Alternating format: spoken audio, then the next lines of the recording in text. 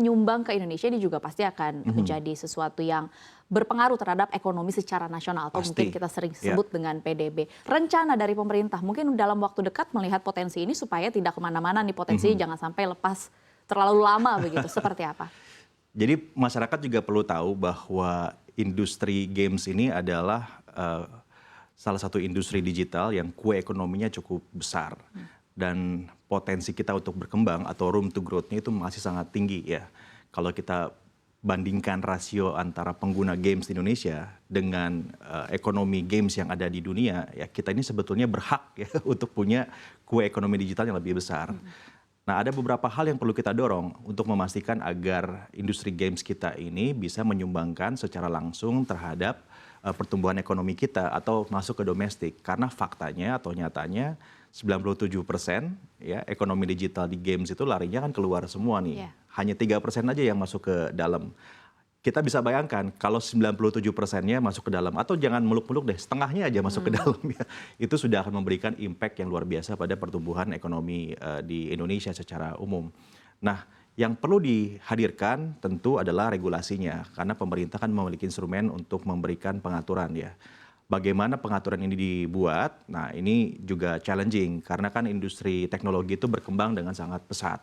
Kita regulasi sekarang, tahun depan udah berubah gamesnya gitu kan. Apalagi ditambah dengan inovasi terbaru ya, adanya AI masuk ke games. Itu gimana cara ngaturnya kan? Tambah lagi ada blockchain masuk ke games.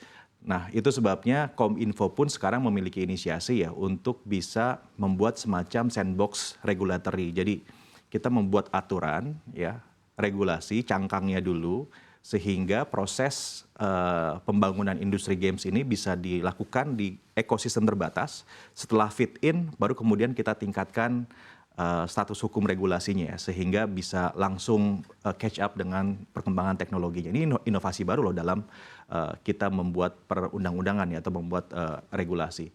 Ini sebuah dorongan dari pemerintahan Pak Jokowi yang sangat concern pada transformasi digital dan juga tentunya ke depan ya di pemerintahan Prabowo Gibran yang mengedepankan hilirisasi digital. Jadi bagaimana kita memastikan regulasi menjadi peta jalannya atau arah jalannya industri games ini atau industri digital yang lain. Lalu yang kedua, memastikan sektor yang kita pilih ini masuk dalam framework hilirisasi digital. Jadi di RPJMN ke depan ya ada amanat agar perkembangan digital itu, transformasi digital itu diarahkan pada sektor-sektor yang bisa memberikan dampak besar bagi masyarakat Indonesia. Sebagai contoh misalnya adalah pertanian. Ya, bagaimana kita mendigitalisasi pertanian. Ini bukan saja hanya di marketnya atau marketplace-nya gitu kan, kita bisa beli bahan atau produk pertanian secara online, tapi juga bagaimana pertaniannya, agroindustrinya itu didigitalisasi sehingga meningkatkan produktivitas. Ya, jadi dengan teknologi ini kan harapannya produk-produk yang diciptakan bisa kualitasnya lebih bagus, produksinya lebih besar, lebih masif begitu ya, dan langsung dampaknya kepada ekonomi begitu. Beberapa negara sudah mengimplementasikan digitalisasi pada aspek pertanian dan kita bisa lihat mereka bisa swasembada, mereka bisa bahkan mengimpor produk yang harusnya di Indonesia sudah bisa mengimpor juga begitu, mengekspor gitu ya. Nah, bagaimana kita memilih sektor yang perlu didigitalisasi, ini juga merupakan sebuah tantangan. Karena kita nggak bisa menangin semua permainan kan, we cannot win all the games gitu. Kita mesti pick the battle yang bisa kita mainkan, yang bisa kita menangkan. Nah, salah satunya pertanian. Games juga tentunya yang kedua ya. Dan beberapa yang lain seperti misalnya edutech, kemudian juga health tech, dan lain-lain sebagainya yang memang relate pada kesejahteraan masyarakat Indonesia secara umum. Gitu. Oke, Mas Prabu, ini karena waktu kita sangat terbatas begitu, mungkin ini akan menjadi pertanyaan saya yang terakhir. Tapi sangat penting karena tadi Mas Prabu sudah menyebutkan berkaitan dengan hilirisasi digital. Kalau kita bicara soal hilirisasi komoditas utama, kita tahu begitu bahwa Indonesia pada saat ini sedang berjuang juga begitu untuk mendapatkan yaitu tadi keuntungan paling besar misalnya dari hasil tambang, kemudian dari nikel. Kita tahu bahwa betapa Presiden Joko Widodo ingin bahwa SDA di Indonesia ini yaitu tadi dengan konsep hilirisasi mendapatkan keuntungan atau kue ekonomi yang paling besar. Nah, kalau kita bicara soal hilirisasi digital, kondisinya pada saat ini seperti apa? Apakah memang harus dilakukan perjuangan yang sama seperti yang Pak Presiden lakukan terhadap hilirisasi sejumlah SDA? Ya harus dimulai, mau bagaimanapun ya kita harus mulai membangun atau menciptakan transformasi digital ini dengan framework hilirisasi. Apakah salah satunya dengan menutup salah satunya akses dari asing begitu untuk masuk ke Indonesia? Bukan, kalau di digital hilirisasi itu maksudnya adalah bahwa semua pilar itu dari A sampai Z gitu ya dikuasai oleh Indonesia, artinya kita punya kedaulatan terhadap ruang digital kita. Jadi bukan investasi asing nggak boleh masuk, justru malahan harus masuk. Gimana caranya investasi asing bisa masuk dengan aturan dan regulasi yang menarik buat investment, dan itu pun sedang dikerjakan sekarang. Tetapi datanya bisa kita kuasai, jangan sampai ruang digital masuk ke Indonesia, tapi datanya larinya keluar.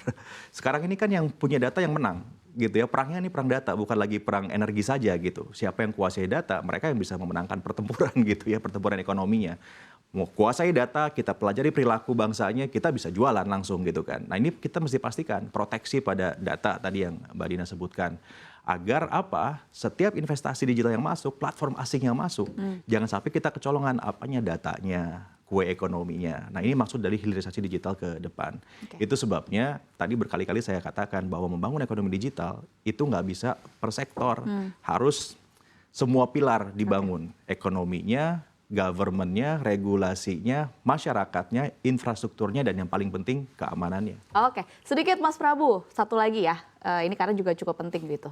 Kalau kita bicara soal talenta atau tenaga kerja mendekati digitalisasi di Indonesia, apakah kalau dari Kemenkominfo melihat bahwa Indonesia saat ini sudah on track atau sebenarnya masih banyak yang harus dioptimalkan? Mungkin boleh singkat saja. Kalau harus ada yang dioptimalkan tentu, tapi bahwa kita sudah menginisiasi talenta digital sudah ya, kita sedang berjalan untuk bisa mendorong talenta kita bukan hanya digital literate, tetapi juga mampu untuk menjadi produsen digital. Istilahnya Pak Presiden itu kan kita nggak boleh jadi consumer aja, tapi juga harus jadi produsen digital. Jadi kita berperan dalam ekonomi digital itu juga sebagai pencipta atau pelaku ekonominya, bukan hanya sebagai yang mengkonsumsi produk-produk digital. Nah ini kita dorong di Kominfo sendiri misalnya kita sudah mulai dengan memberikan banyak beasiswa ya untuk talenta kita belajar tentang AI, tentang blockchain, tentang big data dan seterusnya ya. Ini untuk mempersiapkan nanti pada saat proses transformasi digital ini dilakukan dengan utuh, talentanya sudah siap gitu. Kita nggak lagi harus kebingungan mencari siapa yang menjalankan transformasi tersebut.